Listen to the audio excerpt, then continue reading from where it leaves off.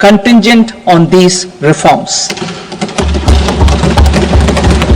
Nuclear energy mission for Vikasit Bharat. Development of at least 100 gigawatt of nuclear energy by 2047 is essential for our energy transition efforts. For an active partnership with the private sector towards this goal, amendments to the Atomic Energy Act and the Civil Liability for Nuclear Damage Act will be taken up. A nuclear energy mission for research and development of small modular reactors with an outlay of 20,000 crore will be set up. At least 5 indigenously developed small modular reactors will be operationalized by 2033. Shipbuilding. The shipbuilding financial assistance policy will be revamped to address cost disadvantages. This will also include credit notes for shipbreaking in Indian yards to promote the circular economy. Large ships above a specified size will be included in the infrastructure harmonized master list.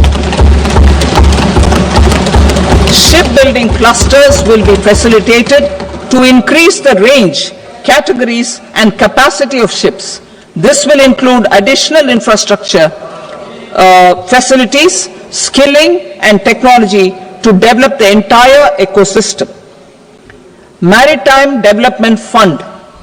For long-term financing for the maritime industry, a Maritime Development Fund with a corpus of 25,000 crore rupees will be set up.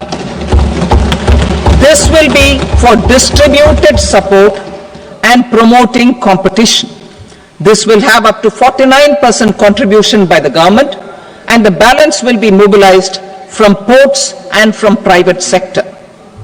UDAN regional connectivity schemes. UDAN has enabled 1.5 crore middle-class people to meet their aspirations for speedier travel. The scheme has connected 88 ports, airports, and operationalized 619 routes.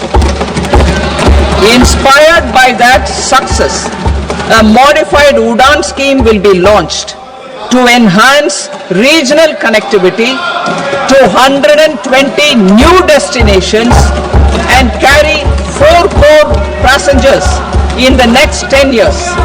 4 crore additional passengers in the next 10 years. The scheme will also support helipads and smaller airports in hilly, aspirational and northeast regional districts. Greenfield airports will be facilitated in Bihar to meet the future needs of the state. These will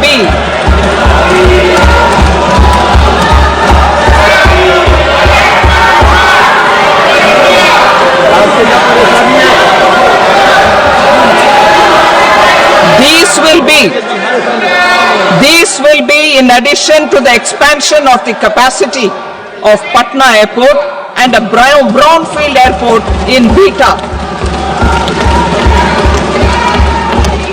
Western Kosi Canal project in Mithilanchal.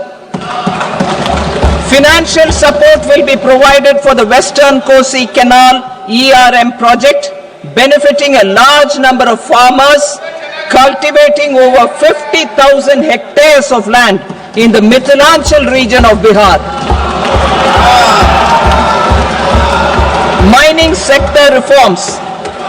Mining sector reforms, including those for minor minerals, will be encouraged through sharing of best practices and institutions of a state mining index. A policy for recovery of critical minerals from tailings will be brought out. Under the special window for affordable and mid-income housing, SWAMI, 50,000 dwelling units in stressed housing projects have been completed and keys handed over to home buyers. Another 40,000 units will be completed in 2025, further helping middle-class families who were paying EMIs on loans taken for apartments while also paying rent for their current dwellings. Building on this success, Swami Fund 2 will be established as a blended finance facility with contribution from the government, banks and private investors. This fund of 15,000 crore rupees will aim for expeditious completion of another 1 lakh units. PM Gati Shakti data for private sector. For furthering PPPs and assisting the private sector in project planning, access to relevant data and maps from the PM Gati Shakti portal will be provided. Tourism for employment-led growth. Top 50 tourist destination sites in the country will be developed in partnership with states through a challenge mode. Land for building key infrastructure will have to be provided by the states. Hotels in these destinations will be included in the infrastructure harmonized list. The following measures will be taken for facilitating employment-led growth. Organizing intensive skill development programs for our youth, including in institutes of hospitality management. Providing mudra loans for homestays. Improving ease of travel and connectivity to tourist destinations. Providing performance-linked incentives to states for effective destination management, including tourist amenities, cleanliness, and marketing efforts, and introducing streamlined e-visa facilities along with visa fee waivers for certain tourist groups. Continuing with the emphasis on places of spiritual and religious significance in the July budget, there will be a special focus on destinations related to the life and times of Lord Buddha. Medical tourism and Heal in India. Medical tourism and Heal in India will be promoted in partnership with the private sector along with capacity building and easier visa norms. Investing in innovation.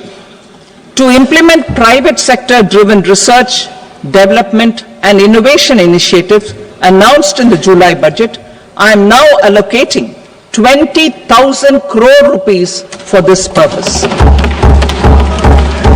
A deep tech fund of funds will also be explored to catalyze the next generation startups as a part of this initiative. In the next 5 years, under the PM Research Fellowship Scheme, we will provide 10,000 fellowships for technological research in IITs and IISc with enhanced financial support. The second gene bank with 10 lakh germplasm lines will be set up for future food and nutritional security. This will provide conservation support to both public and private sectors for genetic resources.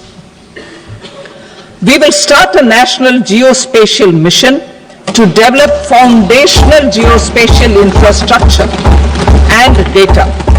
Using PM Gati Shakti, this mission will facilitate modernization of land records, urban planning, and design of infrastructure projects. A Gyan Bharatam mission for survey, documentation, and conservation of our manuscript heritage with academic institutions, museums, libraries, and private collectors will be undertaken to cover more than 1 crore manuscripts. We will set up a national digital repository of Indian knowledge systems for knowledge sharing. Now I move to exports as the fourth engine. We will set up an export promotion mission with sectoral and ministerial targets driven jointly by the Ministries of Commerce, MSME, and Finance. It will facilitate easy access to export credit, cross-border factoring support, support to MSMEs to tackle